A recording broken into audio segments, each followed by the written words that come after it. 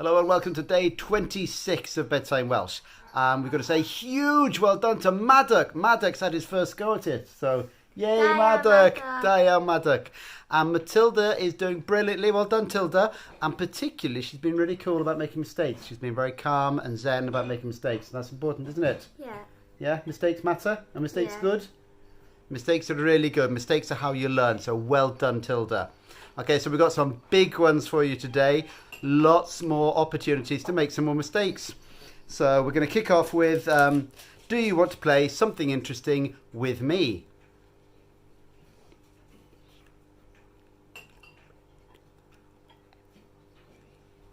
Wyt ti isio chwarae rhywbeth diddorol hefo fi?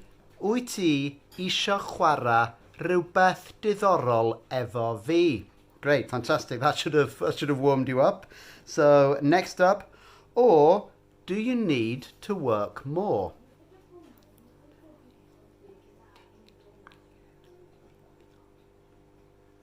Neu wyt ti angen gweithio mwy? Neu wyt ti angen gweithio mwy? Right, these are so big, we're only going to do another couple of ones. I want to speak Welsh with you now.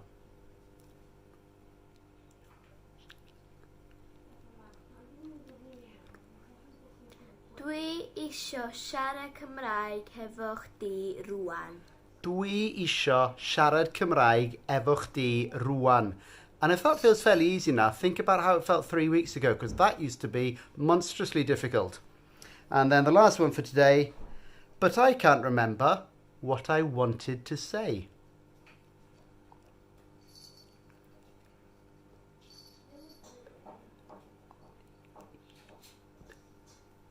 Ond fedra I ddim cofio beth o'n I isio dweud.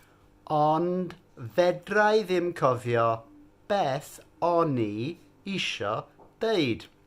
So well done, those are some brilliant ones. And the next couple of days we're going to give you a real workout before we start on some new stuff. It's almost 4 weeks you've been doing this now, so that's a fantastic effort. Well done, all of you. Hwyl am y tro. Ta!